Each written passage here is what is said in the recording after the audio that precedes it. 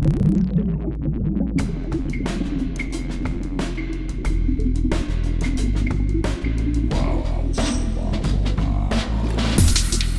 listening to ArTEEtude, a podcast with artists created and produced by Detlef Schlich, a visual artist and ritual designer, living and loving in West Cork, and best known for his essay about the cause and effect of shamanism, art and digital culture.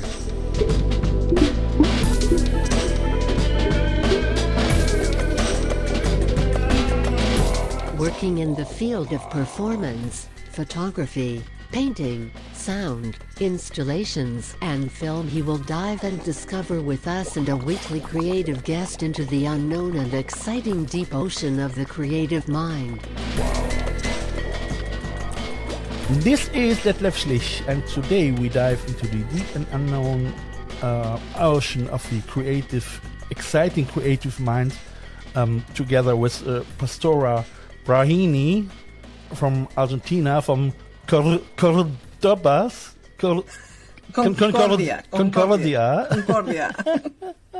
Hi, Pastora. Hi, how are you? I'm great. How are you? You must practice more Spanish. Yeah. Dobre dati iman. No, that was Serbocratisch. Almost Yugoslavian.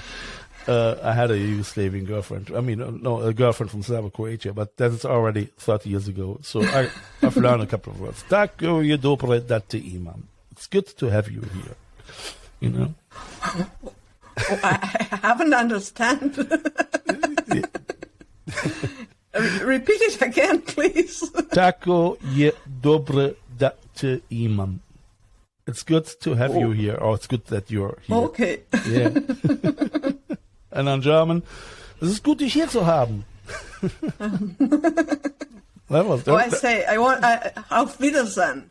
No, we just start. Don't say auf Wiedersehen.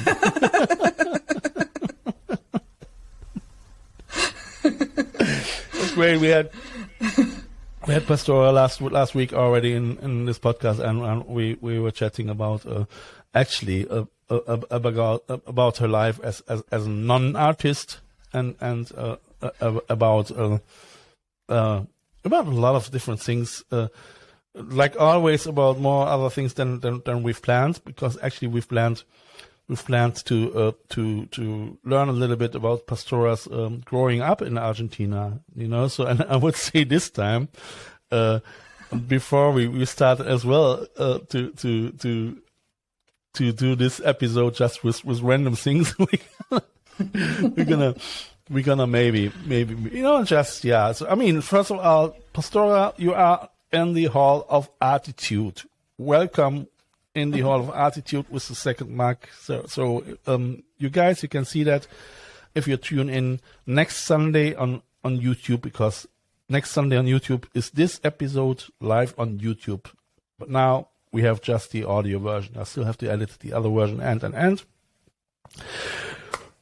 Welcome, my dear. Thank you, Detlef. Yeah, it's great. Pastora, she is as well member of the Love West Cork Artists group, and active member, and she is as well on Instagram. I will tell you later on where you can find her there. So, but first I would say let's start and tell us a little bit about. I'm curious actually about you growing up in Argentina, because that was in the 60s, 66 or 67, 68, no? 66 or 66. I want to tell you something that I've lied to you. Yeah? I lied. You lied to me? Really? Yes, really. I am from Uruguay. I was born in Uruguay. Ah, all right. And afterwards, because Concordia, it's a city beside the Uruguay River, and the other side there is another country that's called Uruguay. So my mother was Uruguayan, and my father was Argentine. Okay. So when my mother was pregnant, and he has to have me, Yeah. he traveled to Uruguay because she has her family there. So I was born there, and I get in Argentina when I was 3 months. All right. And so I am an Argentine product, but I'm a best exportable product from Uruguay. I see that. Yeah. So when I was 18 years, there's a law here that I can make an option from the nationality of my father. My father was Argentine. Yeah. So I'm Argentine and Uruguayan at the same time. So that's in Argentina possible. Yes. But, yes. I mean, yes, it's not everywhere. I think in Germany it's possible as well. I think in Ireland too. But some other countries have different restrictions, I think. Yeah, no, but it's good. So you are half Argentine and half Uruguayan. Okay, that's the idea. That's the idea. So we live here in Concordia, where I make it short because family is a very long story that we have no time. So I'm going to make it short. We live here in Concordia with my parents. So you grow up in Concordia. Yes. You came over from the one side of the river to the other side, and then you've been in Concordia.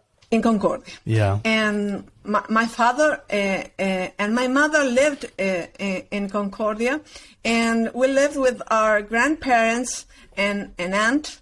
We lived, and my brother, all together because of economical situation, that we rent a house all together. Yeah. And I have a very happy childhood.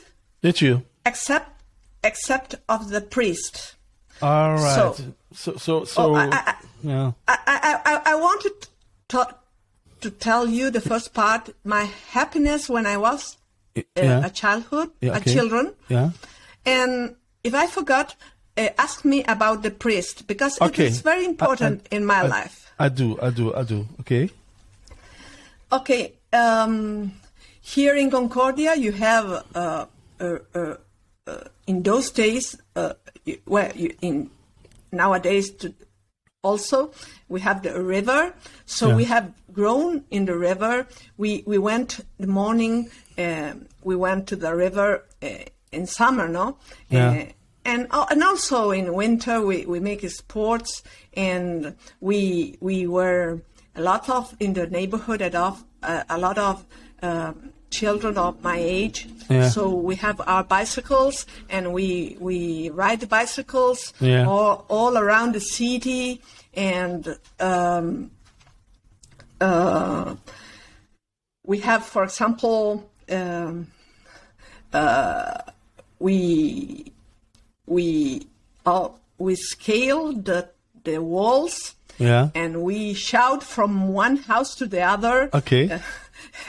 Come out, saying, "Come to my house, let's go to the back." And it was a very happy. Oh, that's lovely, isn't it? I mean, that sounds really like a very nice community. Yes, it was a very, very happy childhood, and the doors, they were shut, but they were not locked in the house. It was locked at night and so we were playing in the street, and the children getting in one house to drink water, and coming to the other house. We were completely free. We have a free childhood. Oh, that sounds okay. That sounds nice. So there was not a lot of criminals around that. I mean that we leave the house. No. So it was no. My children couldn't have the childhood I had. I can imagine that. And for example, with my brother he likes to row. So and I used to be a good swimmer. So I cross. It is a wide river. I crossed the river to the Uruguay. I touched the Uruguay soil and then came back. And my brother was supporting me with rowing in a boat. we did those kind of things. So what's the width of the river? So how? I don't know. But you can see in the pictures in Instagram how wide is the river. I don't know how many meters. It depends the level of the river. Sure. Sometimes it's wide, and sometimes it's less strength. Yeah. And was it not dangerous? I mean, swimming through the river. Well, we were. That's what we learned to swim at 5 years old. Yeah. So we were grown in the river. We know how to move in the river. Yeah. And that was one thing I wanted to my children. I have 3 things I want to transmit to my children. Yeah. To know to swim, to learn English, and to read books and understand them. Okay. That's the three things that I assimilate. No, I don't know if it is the right. Yeah, but I don't know what you achieved it. Yeah. So that's what you swear it to yourself. Yeah. Oh, and well, the childhood of my children were completely different. They can't play in the street. It is dangerous to play in the streets. Yeah. So you can leave them alone to go alone. We were alone in the river. We were 8 children going with bicycles to the river to swim, and it wasn't possible with my children.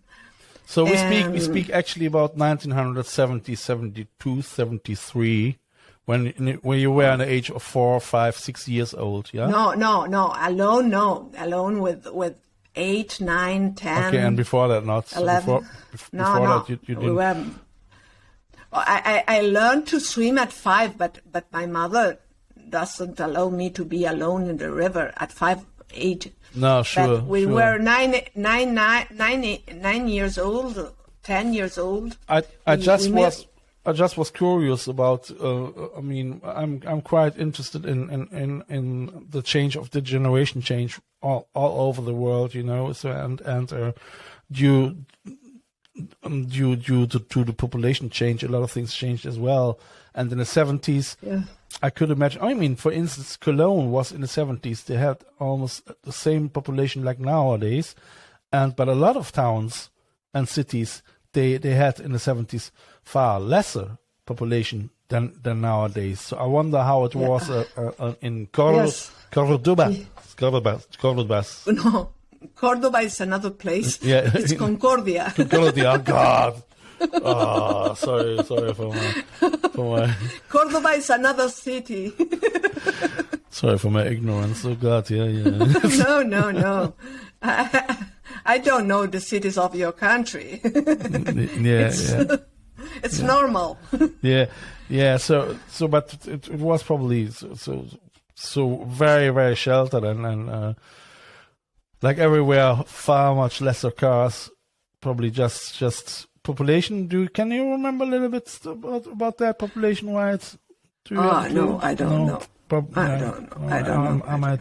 I might look it up. So I'm always interested in that. You know, so how towns grow. I can go. I can Google and tell you afterwards. But now I don't know. I just ordered myself a book about Los Angeles from the beginning until now. You know. Oh. Yeah, because but that's another story. It's very interesting. They start with 44 people, you know. They came to Los Angeles with 44 people in 1700 or whatever, so around that, late. Man, I'm looking forward for that. Yeah, so yeah, great. So you had a good good childhood, but was shouting from house to house and riding a bike, and you swim, and even in the wintertime probably it was hot. Yes. Like yes. No, in winter it's not hot. It is cold because the humidity here is high, so you feel the cold. It's cold, not as cold as other countries, but it is cold in winter. But sorry, what? So when is the winter time on your place? When do you have from 21st March? Yeah. 3 months later. Right. You see, I'm learning. Like what you hear so far? Make sure you never miss a show by clicking the subscribe button now. This podcast is made possible by listeners like you. Thank you for your support. Now back to the show. When you have the same time, you have summer. When you have summer, we have you have the winter, no? It's so it's so confusing because it is really it's just we speak about 4 hours. No, how many hours different time? For 3 hours. You are 3 hours. You said 3 hours. Yeah, 3 hours. It's 4 o'clock at your time. But you are over the equator. Yeah, we are right. below equator. Yeah, absolutely. Yeah, right. That's the difference. Yeah, you see my geological brain is lacking sometimes as well. Oh, yeah. And let me tell you about the priest. Yeah, tell me about the priest for sure. Well, my family was Catholic in the 17th. Almost everyone was Catholic or Jew. There was not many other religions here right now. And my family was Catholic, but it was not, how to say, practicant. They were Catholic, but they didn't. No, they didn't practice it. Yeah, they didn't practice it, but they decided to send me to the church to have the first community, the communion, the first communion, the second communion. They are sacraments, and how to say the other one? I can't remember. Well, so I went all Saturdays. And we don't read the Bible, we hear the priest. And on Sunday, you must go to the Mass, you call the celebration. It is called a Mass, no? Yeah, the Mass. No? Yeah, yes. We go to the Mass, to the celebration.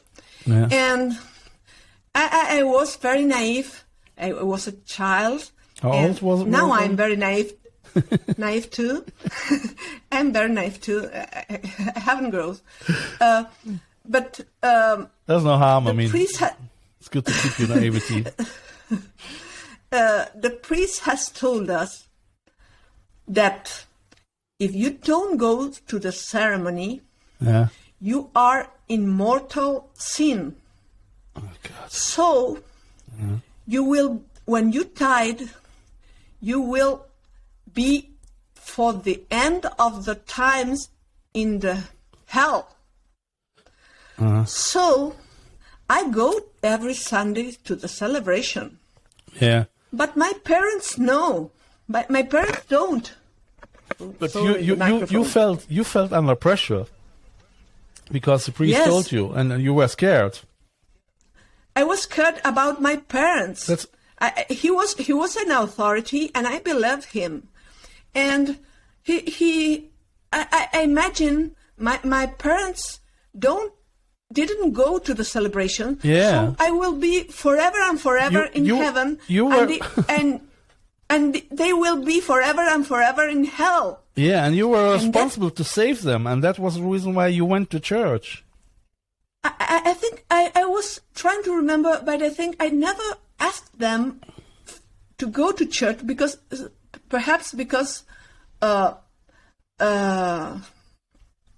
know the answer. But I pressed my brother. I said to my brother, I have to save my brother. For my brother. Yeah. Well, but that was a torture. I can imagine that. You have to send the priest to Ireland, and I'm gonna go with him into pubs and show him the real life apart from the hell, on Sunday mornings with other people going to the mass. Yeah. So that was an intrusive thinking that I have the whole day. So I began to make activities. Yeah. So that's what I say. I can't stop thinking. Okay. So there was near my house. There was a house with a cheap amount. You can learn to dance. You can learn to guitar. You can learn to knit. So I go in the morning to the school. Yeah. In the afternoon to learn English. Yeah. And I go to learn how to dance folklorical dance. I have to how to knit, how to play guitar, and everything. So I have the whole day with my mind in something. All right. Okay. Not to think that my parents will be in hell forever. Yeah. Oh God. and that and I think that has formed my character. Yeah. And I real nowadays I'm like a workaholic. I can't stop doing things. Yeah. And I can imagine that. But imagine how bad it is educational wise and influence wise, brainwash wise from the church. And if you're a child, what can happen to you? I mean, you're not the only one. I mean, I have friends here in closer relationships. They suffered from that as well. I mean, now I'm agnostic.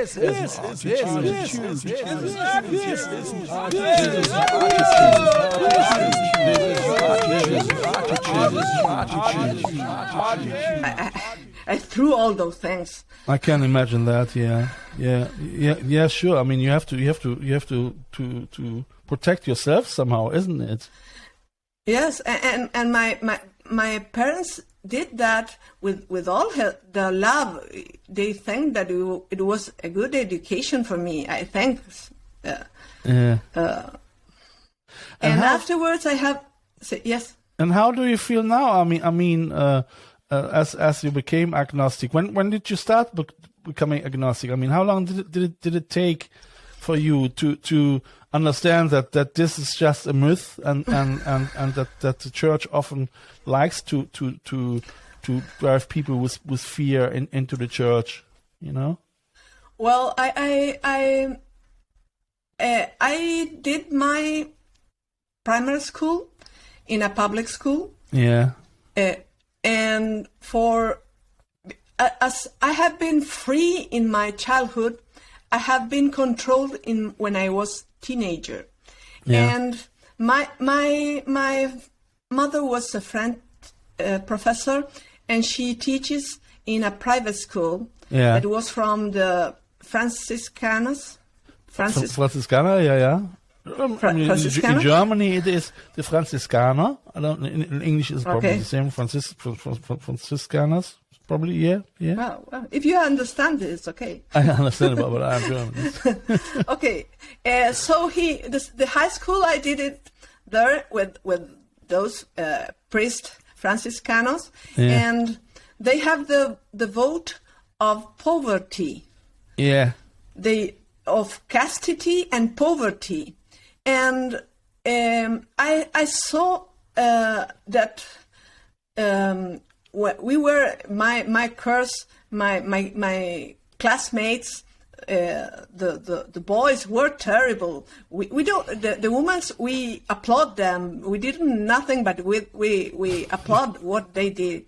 But they were terrible, and you see that the who comes from a rich family has no punish, and who comes from a poor family has a punishment. So I think that in my 17, 18, I have seen that kind of things, I have changed my mind. But it is was quite a long time, no? Yes, but it can't you live in a moment. For example, about 5 years. I'm now 56. I'm going to be 56 sooner. Okay. But when is it? The 25th January. The 25th of January. So that means that it is next week. Next week, next Tuesday. Yes. No, actually, no, dear listeners, you had it already. Your birthday was already. Okay, I'm 56. Okay, the last Tuesday I have. I'm gonna see you're an accountant because you're good in numbers, so you react like this very well. So when I was 50, I passed in front of a church. And I do this. How do you say persignation?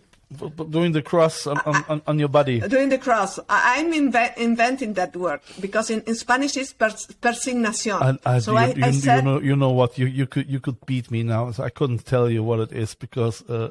Well, I don't know. I don't know the word in English. I just see people when they make a cross from up to down and from the right to the left. Yeah. Yes. And so cross making, up, down, right, left cross making, is it? Okay. I invented that word now. So it is hard to take those history over. I can imagine that. I mean, fortunately, both of my parents, my father was Catholic, my mother was Protestant, and she was practicing a little bit, my father not. But I had my communion, so I went there a year. But I mean, there was never ever pressure or anything in what I have to believe. I mean, I had, in this case, very liberal parents, so, I mean, I don't know, you had as well probably liberal parents because they didn't. Yes. They didn't went to church. You were the only one to save to save your family. Too naive. Yeah, but you see, that's the thing is, it's. I think it's nice to be naive on one side because you can keep your naivety, and your dreams if you're naive. I mean, if you're getting too pragmatic and if you lose completely your naivety, you can get as well sometimes too bitter or too depressed maybe. Sometimes there's a fine line between naive and stupidity. Do you think so? Yes. Do you have an expression? Come on, make me laugh. Do you have an example?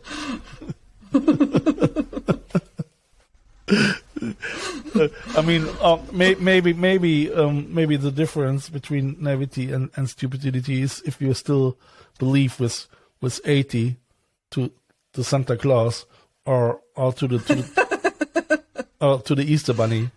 So no. Maybe, but yeah, I don't. Do you have an example? For me, I can remember now. No, I don't remember. Yeah. No, it's okay. Yeah, but you made it, and it's good that you can keep your naivety somehow. I mean, I see you're a quite lively person, and you like to laugh, and you still make the best out of things as well. I could imagine. So due to your growing up as your nicer childhood, isn't it? I mean, so you had plenty of good times as well. So yeah. But it is awful. It's awful that if your life is getting so so manipulated by Yes. just one one priest, you know. Yes. So yeah, is he still alive? And I haven't. You say Santa Claus. I haven't told you that, but I don't. If we have time for another tale. Okay, come on. Let's do it. Yeah. That friend that's her name is Claudia. Yeah. She was we shout from wall to wall. Yeah. She was from a German family, and she always invite me to the German Christmas parties. Oh, they were lovely, and there were a Santa Claus that was a fat man, like the Santa Claus of Coca-Cola. It was the same. I know. And he has this part of, how do you say this part of the body? The cheeks. The cheeks. The cheeks. Red. Yeah. Red. The mustache and a beard. Yeah, the white one. Yeah. And it takes presents that the parents give to him, no? And here he give us our parents. And when I was a woman, I founded the mother of my friend someday. And I was telling, I was so happy on those Christmas German parties, and the Santa Claus was too real. And she told me, oh, you don't know the work we have to do, try not to him to get drunk before giving the presents. they have to get him isolated. So how old have you been there? When was it? So what? In which age? It was 9-10 years. 9-10 years. Yes, and we were living. We represent the birth of Jesus, and I was a shepherdess. That shepherdess in Spanish is pastora. Shepherd. And shepherd. Yeah. And we represent all with an angel, with Mary and Joseph, and one time and there was a German descendant that was a man. We were children, but he was a man, and he has dressed up as a priest. Yeah. And the show begins with he reading some paper and announcing the birth of Jesus. Yeah. And afterwards they decided to put all the members in a bus to make the show in another place, some rural place. Yeah. And we went with the bus, and the man was dressed up as a priest. Yeah.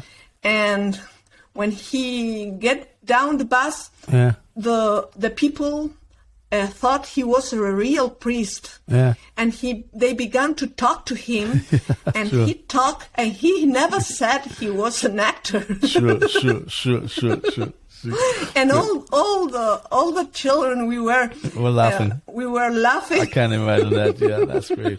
Pastora, cool. I would say so. We're already again at the end of our show. Time flies. It is really. It was so lovely to hear the stories from you about little snippets of your childhood in Argentina. It's really nice to, especially I think in times like this, to hear that people still have a good upgrowing. So even in somehow Central America, And I think that it is great, So I mean, I think the Western people here in European, they don't really can imagine how people grow up in Guatemala or in Argentina or in Nicaragua or Uruguay or wherever. I mean, I used to be in Costa Rica and Panama, but I can imagine it a little bit. But it was cool. Thank you very much.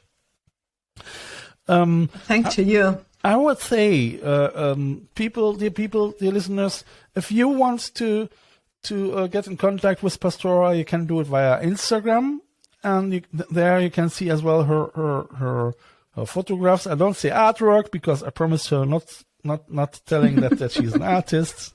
So she's doing photographs of her place in Argentina and writes a little bit to it, and it's really nice to get an idea from her place over there as well. You can find all the links in my description, or become a member of the I Love West Cork Artists group on Facebook, because we are there all as well. Or you can follow me on Instagram. It's at Detlef Schlich or at ArTEEtude or at I Love West Cork Artists. If you want to support this podcast, you can put a donation on my Red Circle website, or go to www.arteetude.com, and there's my shop. Oh, let's put a little bit of my drinks, and you can buy different things like I'm gonna put my artwork on Max. I mean, it's somehow a mix of merchandising and artwork. I still have to make more artwork, more prints and all that, but sometimes I'm getting lost in my multitasking. So yeah. Pastora, thank you very much for having you in the show. Thank you to you, Detlef. I would say we see us next Sunday at 10 o'clock in the morning without your bloody priest, this mean fellow. And so we're going to do an early confession. So see you next Sunday. Bye-bye. You make me laugh. Bye.